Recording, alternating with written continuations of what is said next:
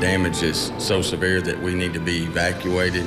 That neighborhood was like a scene from The Walking Dead. Make sure that we get it stopped before it gets into the lake. We're just trying to keep people safe. Incredible, and that is oil.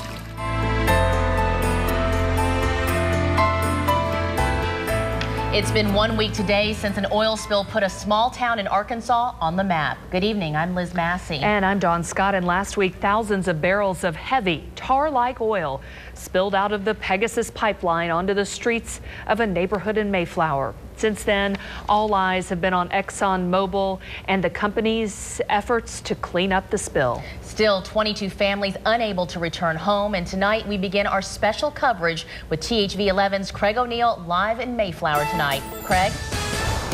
Liz, we have a beautiful day in Mayflower, and they are so thankful for that because the rains and the cold weather have hampered the cleanup effort. Today, they got a break, and they have kicked into overdrive. An army of 600 people working in places, well, as you can see behind me, and actually, if you can see the white booms behind me, that's actually good news. That means there's no oil. When you see a white boom, they're not picking up any oil. And that's what they want to see when it comes to these cleanup efforts, because the big battle is all about the environment. And Dustin has joined us here. Dustin Wilson joins us now. You have watched this up front today, this battle going on. What did you see? Craig, I spoke with UCA professor Dr. Ben Cash. He and some of his students were called in basically to help recover some venomous snakes and get the crude oil off of them. While their efforts seem to be working, they are concerned about long-term effects to the overall ecosystem here in Mayflower. He felt it unsafe to handle really the venomous reptiles, so they gave me a call and said, would I be willing to at least take some of the snakes to see about cleaning them off. Dr. Cash agreed. Now he and his students work to rehabilitate the reptiles. It's similar to the tar that's just on roads. It's what the consistency of it is. So and it gets stuck on pretty good. While Cash reports the roughly 10 snakes appear to be doing better, the future is of more concern. Well, it's not killing the animals, so what's the problem? Well, the problem is more long-term in its effect. Cash says scientific studies show alarming results from the byproducts of this crude. It's the Wabasca heavy crude from the tar sands of Alberta. Things like benzene, sulfur, natural elemental, toluene. These are all sort of organic solvents and complex aromatic hydrocarbons, which are particularly concerning in that they are carbon-based and they can be taken up by living organisms. The professor says it could take generations to see the potential physical effects. Problems in the development of the offspring, or literally problems with the ability to reproduce. Grad student Nick Saxey urges officials to follow the repercussions down the road. I hope this isn't a flash-in-the-pan kind of story. I hope state and federal agencies are here for the long haul. Dr. Cash says that a lot of these animals acted sluggishly. Just to give you an example, a cottonmouth snake, which was typically pretty aggressive, Craig, acting sluggish, not moving very quickly, and so they're definitely impacted by this oil. Don't want to be the one having to clean oil of a poisonous water snake. Well, these guys are finding ways to do it, and they're trying to be as safe as possible for sure. Look at the activity going on behind Dustin. You can see that they are picking up any part of the oil or any part of the shoreline there that could have oil in it or contained in it. They've got a line of people working to bring those bags on shore. And we continue to gather more information about the Pegasus pipeline, which was carrying that oil. According to a news article posted on ExxonMobil's website, the pipeline underwent 2 significant changes in the last 10 years. One change occurred in 2006 when the pipeline system reversed its motion and began moving crude oil to the Gulf of Mexico. Prior to that, a lighter oil had been moving from Texas to Illinois. The more recent change came in 2009 when the pipeline increased its capacity by 50%, about 30,000 barrels per day. Both times the pipeline was inspected, no problems. Arkansas Governor Mike Beebe said the Pegasus pipeline was inspected in February 2013, but results of that inspection had not been returned. We must tell you also another development today. The first lawsuit filed against ExxonMobil was filed today. We'll have more on that later, especially tonight on THV 11 at 10. Let's bring in Max Siegel, who joins us now. And Max, it's the lake that is a primary concern. This is a big fishing weekend. The question, how safe is it? Yeah, Craig, a lot of people still questioning, still a little skeptical whether or not Lake Conway is in fact safe, but we are hearing from ExxonMobil as well as the Arkansas Game and Fish, I should say. They say the lake is safe, and they also wanted to clarify something when we talked with them late this afternoon. They said where the confusion may come is that there is a 30-acre cove, is what they're calling it. Other people have called it a large drainage area for the city that sits on the south side of Highway 89. That divides the cove or that drainage area from Lake Conway. Oil is in that body of water, but that body of water has since been sealed off. It is not getting into Lake Conway. Authorities feeling the main body again is safe. And when I was out today, you may be seeing some folks fishing with their boats heading out to the lake today. They seem to be taking comfort in that things are fine out there, that things are safe, conditions are good. And I talked with Chris Racy over at the Arkansas Game and Fish today. He says it's okay to do more of that this weekend. The main body of the lake is open to fishing. We have no reason to believe that it won't be a great weekend of fishing. So we'd encourage folks to get out there and go fishing in the main body of Lake Conway. It's a great fishing lake. And Arkansas Game and Fish officials, that man you just saw there, Chris Racy, also telling me if someone does happen to be fishing in the lake this weekend, they do come across some affected wildlife from the oil, Craig, they say you can certainly call that, report that. They have biologists that are on the scene working here, and they will check it out. Know this lake, know the people, know this area so well, and I can tell you, they have really had quite a week. And actually, a person that on our staff that's taken a look at it is Liz Massey. Liz, one heck of a week for Mayflower. Let's go back to you. That is right, Craig. It has been a long, tough, and trying time for those affected by the Mayflower oil spill, a spill that's catapulted the small town into the national spotlight. From evacuations, wildlife rescues, to questions from state leaders and families, to Exxon's massive cleanup. Tonight, a look back at the past 7 days. So that is a pipeline that is busted. Running down streets. The smell is unbelievable. I mean, look. And pouring from lawns in the Northwood subdivision. It's video now seen by millions. 1 week ago, it flowed from approximately 2:45 when it was discovered by a homeowner to after 3, and I want to say almost 3:30. The Mayflower oil spill, a mess triggered by a ruptured ExxonMobil crude oil pipeline. Dozens evacuated. Cleanup crews on scene. And I'm just over here trying to make sure that we get it stopped before it gets into the lake, because we'll have a real problem. Close to 20 agencies responding within 90 minutes, stopping the leak.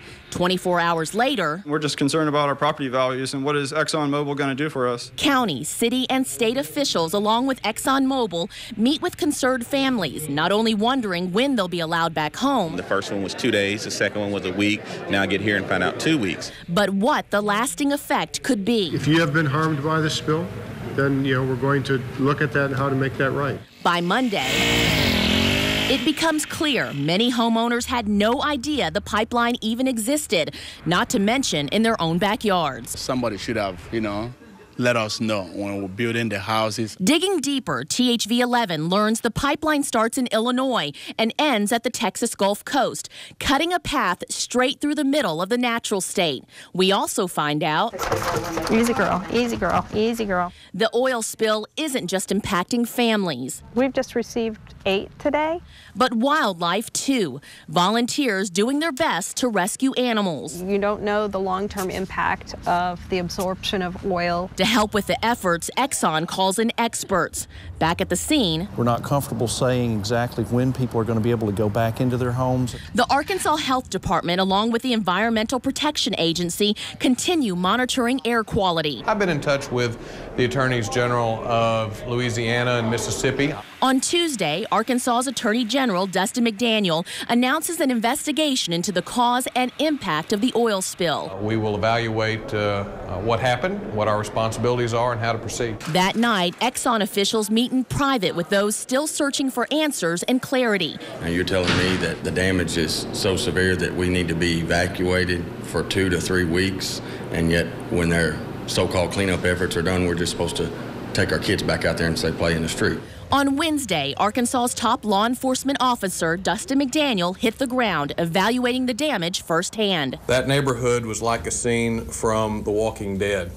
There were still Easter decorations on homes, but there was not a soul in sight other than people in hazmat suits. Before McDaniel toured the area, Congressman Tim Griffin was there as well, saying he was very satisfied with Exxon and cleanup efforts. I believe that they are here to fix this.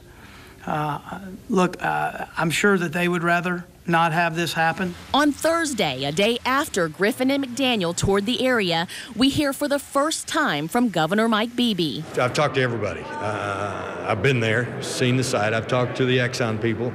It's pretty impressive, the amount of people they have on site. But, you know, you got folks displaced, and that's never good. Exxon officials also responded Thursday to concerns about access and information regarding the spill. We're just trying to keep people safe, and we don't want the oil to spread. Since the spill, the neighborhood has been closed to media.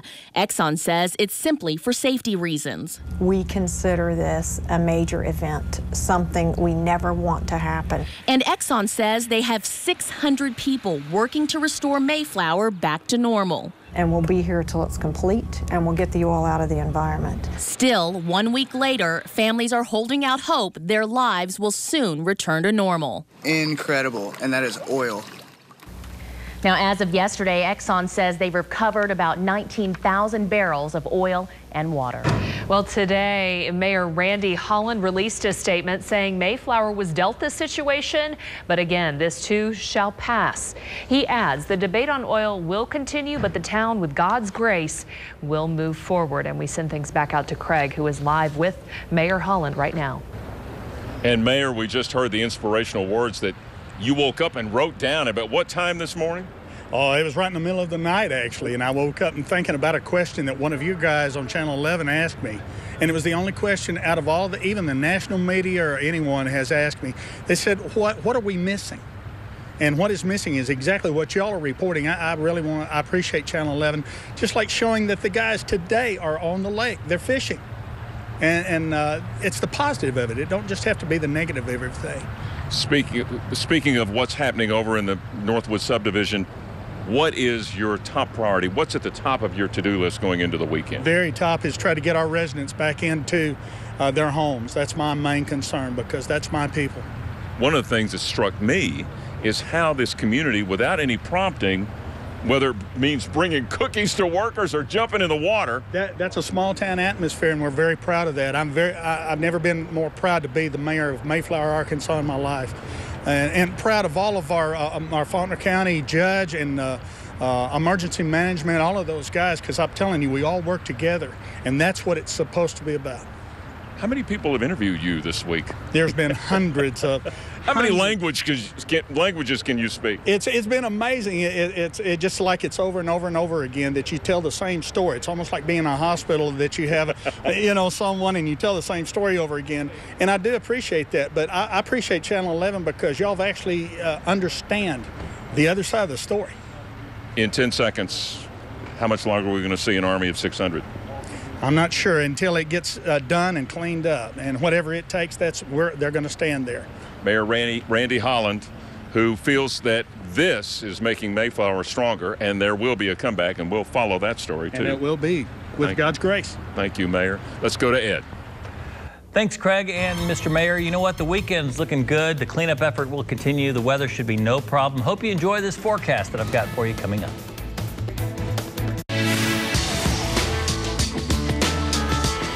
Well, it's beautiful outside, and it's going to be beautiful tomorrow. And we love you so much, Ed. We just have so much love for you right now. I love everybody out there. I just love the weather, too. Yeah. You know what?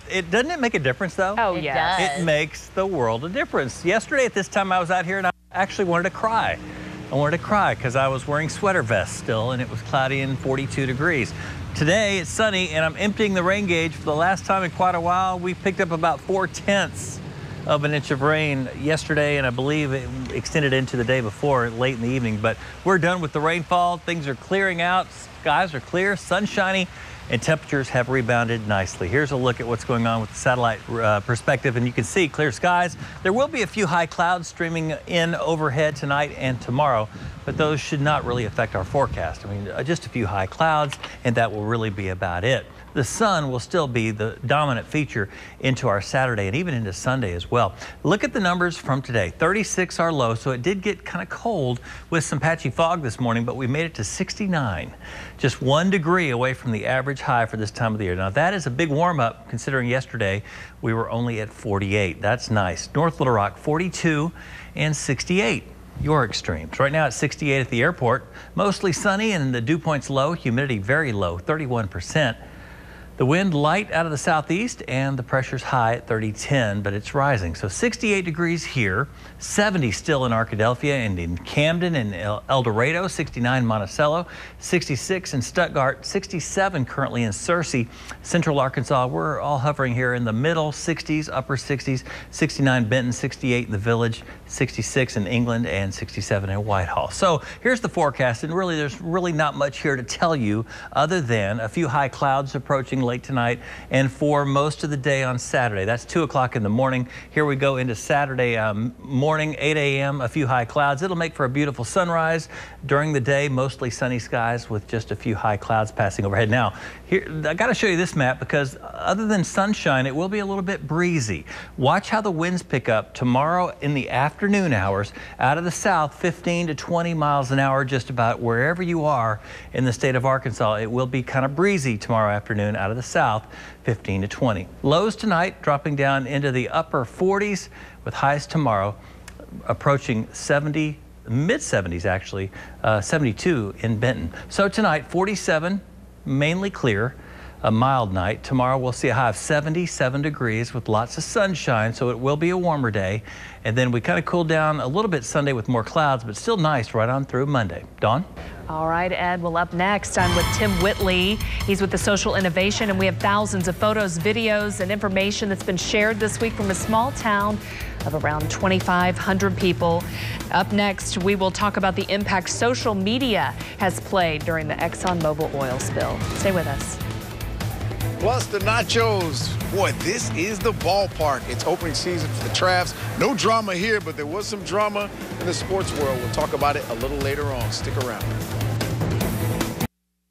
2 years in a row, social media in Arkansas blows up this very time of year. April 2012 was the Bobby Petrino scandal.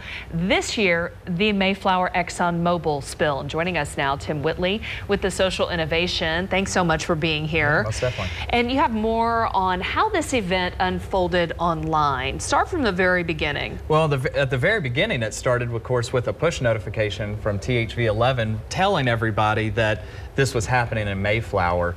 And there was, if everybody remembers correctly, I know it was a week ago, but there was photos that weren't being released because they were trying to keep the media out of that area.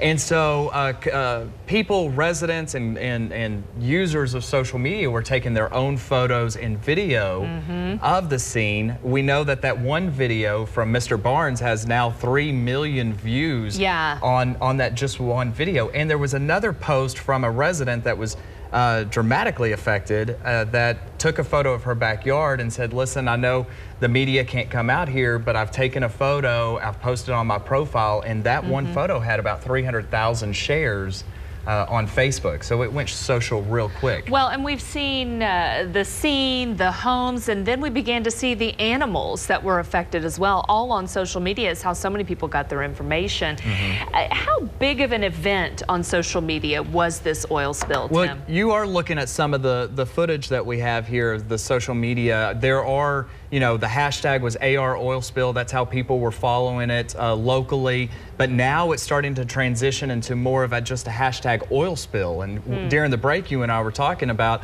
oil spill because it's becoming a bigger picture, especially with the Keystone thing involved, with the Keystone pipeline. There was also, you're looking at right now, an Exxon Cares. That's actually a fake profile. That is a parody that somebody created that is now has about 700 followers, but it's basically making fun of Exxon's and the reaction to this. To it, yeah. How, though, has social media played in terms of getting information out to either the residents or people who need it the most? And we're seeing that a lot, where I was on social media via Twitter, and I was looking at residents actually tweeting back and forth and retweeting a lot of what THV 11 and the local media outlets were broadcasting, because they were trying to also get out their word to their families and relatives how they were doing. But it was pretty amazing. Some of those residents now went from 30 followers on Twitter, to now 20,000 followers on Twitter, and that's what happens in today's evolution. So. Always fascinating. Tim Whitley with the Social Innovation. Thank you for your expertise tonight. We'll send things back out to Craig. He is live tonight in Mayflower. And Dawn, there are lessons being taught to us by this pipeline and the rupture in that pipeline. What are those lessons? Well, we'll examine a few of them, and we come back with Craig's Twist on THV 11 at 6. This has certainly been a dramatic week in Mayflower, one the residents there will never forget. And it calls into question so many issues involving the environment, government's response to emergencies, community involvement, and more. Craig has more thoughts on this as we head back out to Mayflower for a special Craig's Twist tonight. Dawn, a week ago, I drove from my house to downtown Little Rock, THV 11, total of 6 miles, and realized I had left the blinker on the whole time. Another indicator, I'm over the age of 60, 62 to be exact. And if that wasn't enough, I get indicators from my coworkers at THV 11 every day. But now, keep in mind that the pipeline that ruptured in the Northwood subdivision is 2 years older than me. And what we got a week ago was an indicator of how old it is getting. My indicators, funny. That indicator, not so much. It was foul, it was tragic, and it's still causing so much work and concern. But now this is also a call to action. It's a message to all of us, and I'm not just calling out Exxon. They're partly to blame, because I'm not pointing fingers, actually sharpening the focus that Mayflower should now be the epicenter of this country's new focus on the investment in infrastructure, not just pipelines, but whatever is around us. In fact, this weekend, look around you. Chances are you'll see something that needs improvement. And if you don't find anything, ask a county judge. They'll be glad to tell you. They know in their counties and communities where the blinkers have been left on. Love to hear your thoughts. Go to our Facebook page, THV11, or THV11.com, and share your thoughts on what we've seen in this past week. Let's go back to Liz. Thanks, Craig. We have so much more information about the oil spill on our website, THV11.com. Our digital editor, Rebecca Carter, is here to explain exactly what information is available and how to find it. Yeah, Liz, since last Friday, we've done so many stories and also found so much more information about the incident in Mayflower that we created its own webpage on our site. If you go to THV11.com, click on Mayflower oil spill at the top of the page. There you'll find every story we have done on the topic, including ones on air quality in the area, cleanup, and reaction from people who live in the area. We also have helpful information such as contact numbers relating to the oil spill and maps of the Pegasus pipeline. The most popular items on this page have been the video, especially from the day of the oil spill, and our photo galleries. And if you have pictures of the oil spill or the cleanup, you can upload those directly to our photo galleries. Again, all of this information is conveniently located on the Mayflower oil spill page at the top of THV11.com. A lot of great information there. Thank you, Rebecca Carter. Of course, you can also follow our Twitter handle at THV11 for the latest updates, as well as our Facebook page. Dawn? All right, well, the weather is better. We're trying this again. Tonight, the home opener for Travs baseball already underway. THV11's Mark Edwards there for a great night of baseball. What a difference 24 hours makes, Mark. Yeah, what a difference. The weather is definitely much better out here today. Game one of a doubleheader already underway. Travs already on the books, 1-0. At least that's what we think. A little bit of drama going on. The umpires will shake that out. We'll take a commercial break and come back. Look at sports.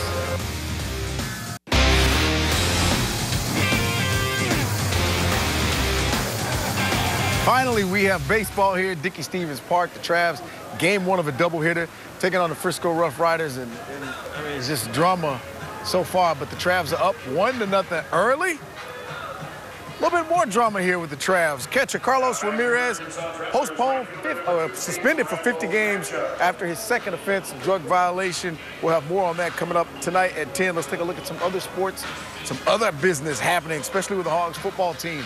Tomorrow, the Razorbacks will hold their second spring scrimmage.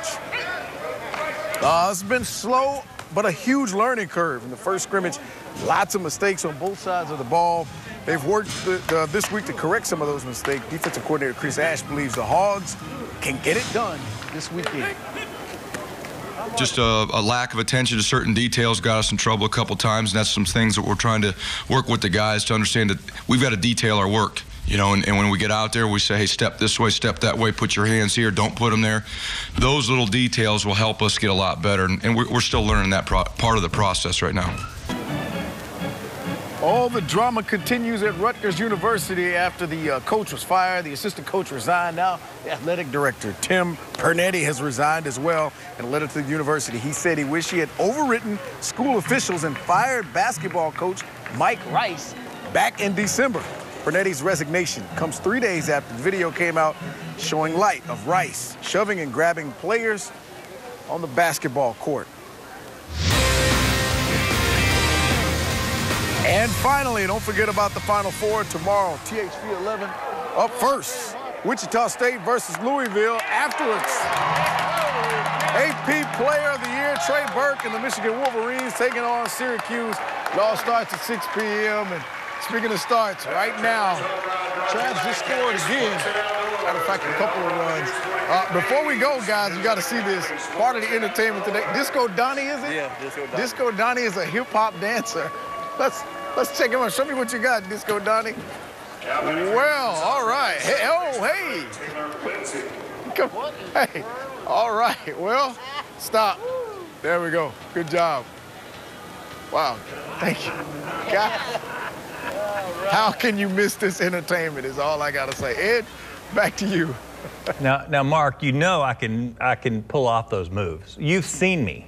And I know you're not going to comment on that. Okay, maybe not. Here's your look at your evening outlook. If you're headed out and about tonight, it's going to be nice. I mean, temperatures are pleasant, 64 at 8, dropping down into the upper 50s by midnight with mainly clear skies. So a pretty pleasant evening and more good weather for your weekend. That forecast is coming up in just a bit. Back to you. All right, thanks, Ed. It is the new cash crop in farming for thieves. Copper theft is becoming a constant worry for farmers in Lone Oak and surrounding counties. THV 11's Meredith Mitchell has more on how this criminal mischief is affecting farmers' bottom line. In the past, copper theft has typically been seen as an urban problem. Now, scrap metal thieves are targeting farmers. The copper thieves are coming in and, you know, whether it's underground wells or the grain bins, they're coming in and cutting the wires and stripping every bit of the copper wire out. Lone Oak County farmer Matt Schaefer says he's been hit several times by thieves and is now fighting back with high-tech security. The one thing that we've done personally on our farm is put a lot of cameras up. We have security cameras. We have, you know, alarm systems monitored by ADT. Schaefer says he's not the only one who's taken a hit. His neighbor across the highway suffered a huge loss just last week. Copper wiring that runs under these huge grain silos were ripped out, and frayed wire is all that remains. You'll have $300 worth of copper wire stolen, but for an example, a grain bin might cost $25,000 to repair. Schaefer says on average it costs thousands of dollars to repair the damage, while thieves only make a couple $100 in profit. Lone Oak County Sheriff John Staley says lawmakers need to step in and make stiffer penalties for those who purchase scrap metal. It's killing us. You know, we need some legislation that puts some teeth in holding the businesses that buy the copper that's stolen. Schaefer says until there's legislation to curb these thefts, he and his fellow farmers will work to protect their livelihoods. What you see now is all of the farmers are setting up at night. People are taking turns watching their grain bins. They're coming together, and that's a good thing. That, you know, that's a really good thing, but it's also a bad thing because what state legislators don't understand is that somebody's going to get killed. In Lone Oak, Meredith Mitchell, THV 11 News. The Lonoke County Sheriff's Department says there have been 158 copper thefts reported to their department since January. Yeah, 30 of those have involved farming equipment damage. The manhunt for a pilot out of California ended today. Dennis Hunter turned himself into Saline County authorities this morning. He's wanted by Homeland Security. They won't say why, though. Federal authorities called Saline County Sheriff deputies Monday night to alert them he'd landed there to refuel, but when they approached him, authorities say he flew off. Hunter abandoned the plane near Stuttgart Tuesday. He posted bond at $150,000 earlier this afternoon. Next.